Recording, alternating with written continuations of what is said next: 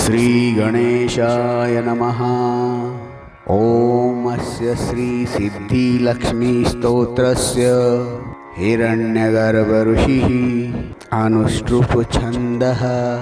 सिद्धिलक्ष्मीर्देवता मम समस्त दुःख क्लेश पीडा दारिद्र्य विनाशार्थ सर्वलक्ष्मी प्रसन्नकरणार्थ महाकाली महालक्ष्मी महासरस्वती देवता प्रीत्यर्थे सिद्धिलक्ष्मी स्तोत्र जपे विनियोगः। ॐ सिद्धिलक्ष्मी अंगुष्ठाभ्यां नमः। ॐ ह्रीं विष्णुहृदये तर्जनीभ्यां नमः। ॐ क्लीं अमृतानन्दे मध्यमाभ्यां नमः। ॐ श्री दैत्यमालिनी अनामिकाभ्यां नमः। ॐ तं तेज प्रकाशिनी कनिष्ठिकाभ्यां नमः। ॐ ह्रीं क्लीं श्रीं ब्राह्मी वैष्णवी माहेश्वरी करतलकरपृष्ठाभ्यां नमः। एवं हृदयादिन्यासः। ॐ सिद्धिलक्ष्मी हृदयाय नमः। ॐ ह्रीं वैष्णवी शिरसे स्वाहा। ॐ क्लीं अमृतानन्दे शिखायै वौषट्।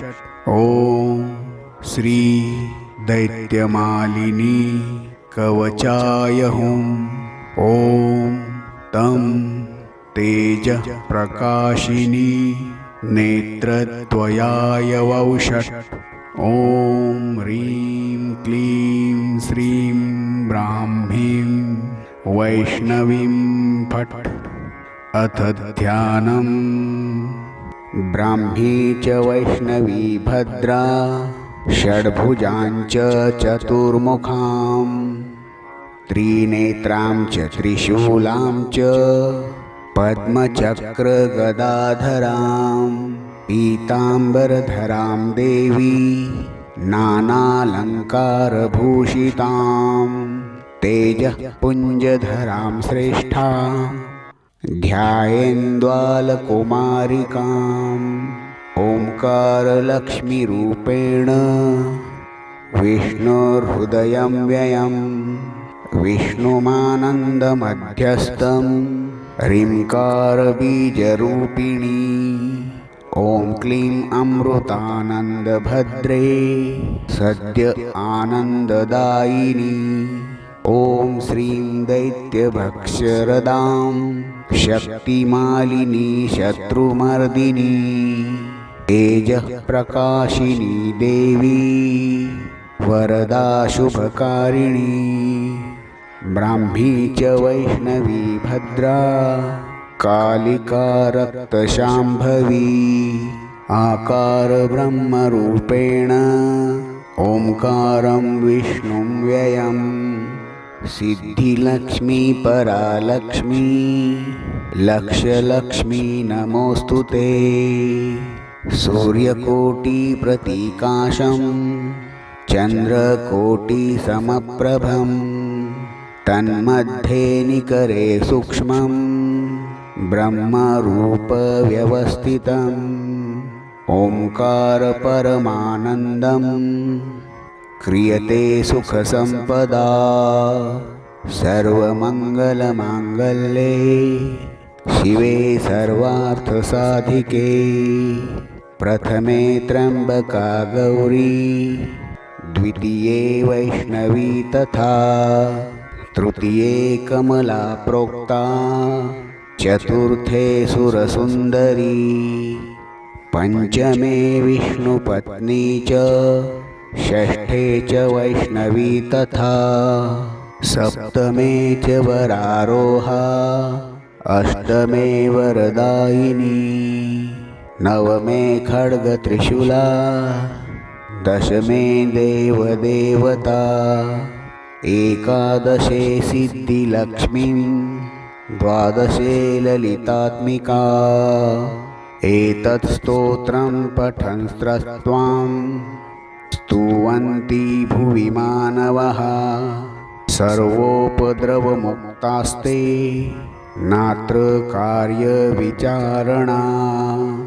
एकमासं द्विमासं वा त्रिमासं च चतुर्थकं, पञ्चमासं च षड्मासं, त्रिकालं यः पठेन्नरः, ब्राह्मणः क्लेशतो दुःख दारिद्र्यभयपीडितः, जन्मान्तरसहस्रेषु मुच्यन्ते सर्वक्लेशतः। अलक्ष्मीर्लभते लक्ष्मीं, पुत्रः पुत्रमुत्तमं, धन्यं यशस्यमायुष्यं, वह्नि चौरभयेषु च। शाकिनी भूतवेताल, सर्वव्याधिनिपातके, राजद्वारे महाघोरे, संग्रामे रिपुसङ्कटे, सभास्थाने श्मशाने च, कारागृहारिबन्धने, अशेषभयसम्प्राप्तो, सिद्धिलक्ष्मीं जपेन्नरः। ईश्वरेण कृतं स्तोत्रं, प्राणिनां हितकारणं, स्तुवन्ति ब्राह्मणा नित्यं, दारिद्र्य न च वर्धते। या श्रीः पद्मवने कदम्बशिखरे, राजगृहे कुञ्जरे, श्वेते चाश्वयुते वृषे च, युगले यज्ञे च युपस्थिते, शङ्खे देवकुले नरेन्द्रभवनी, गङ्गातटे गोकुले, सा श्रीस्तिष्ठतु सर्वदा, मम गृहे भूयात् सदा निश्चला।